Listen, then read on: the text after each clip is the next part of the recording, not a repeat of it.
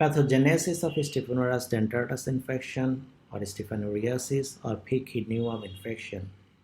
You can remember the life cycle of Stephanurus dentatus, where I have mentioned that the immature stages, that is L4 and L5, will wander in the liver parenchyma for around 3 months. So due to the migration of the immature stages, particularly L5, there will be severe hemorrhages that will contribute to anemia and hyperproteinemia. So one of the major functions of the hepatocyte is to produce protein, that is synthesis of the protein, such as synthesis of the albumin, globulin, prothrombin. So due to the migration of this immature parasite, hepatocytes will be destroyed, leading to generalized hyperproteinemia. So altogether, due to the migration of the immature parasite, there will be acute inflammation, abscess formation, and necrosis. Finally, all these damages of the liver will be healed by fibrosis, and this condition is known as fatty liver. In rare cases, there will be death of the pigs due to the liver failure.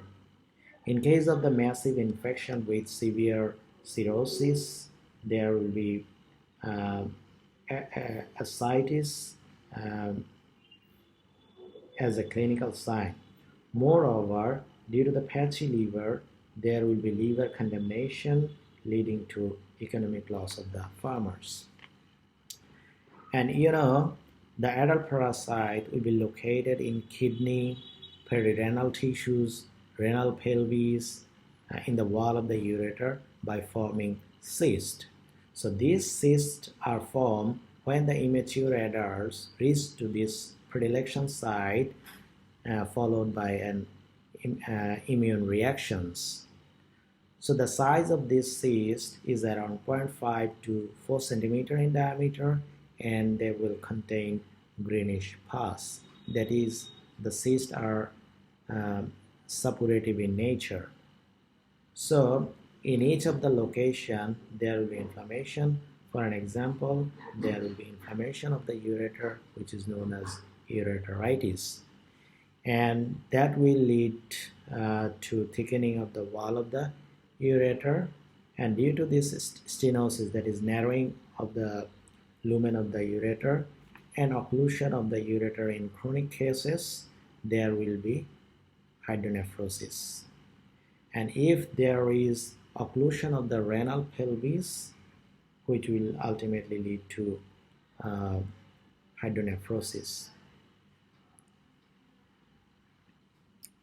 So I have taken these images from a paper mentioned here. So in the first picture, you can see the adult parasites in the kidney, and in the renal pelvis, you can see a lot of parasites are here, Stephanurus dentatus, and adult parasite is also found in the perirenal fat of the kidney.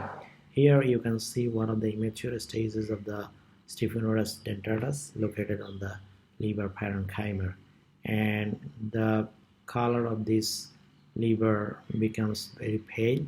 Maybe it could be the patchy liver that I have talked about in my previous slide. So all these pictures are taken from a paper cited here,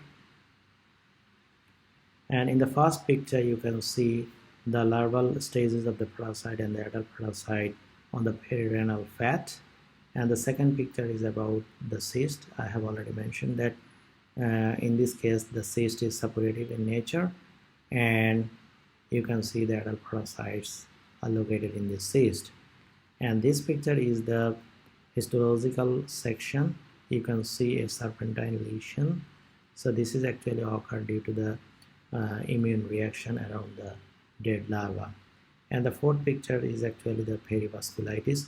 So all these lesions, that is gross and microscopic lesions, are related to the renal staphylococcus or Stephanurus dentatus infection in pig. So the parasite can follow the percutaneous route of infection. In case of the percutaneous route of infection, the L3 stages can penetrate the host skin. As a result, there will be formation of the nodule on the skin due to the immune reaction.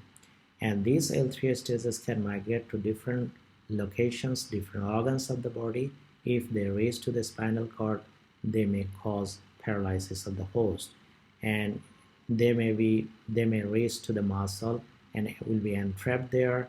There will be an immunological reaction or immune reaction followed by death of the larva. And remember, this larva will never reach to maturity.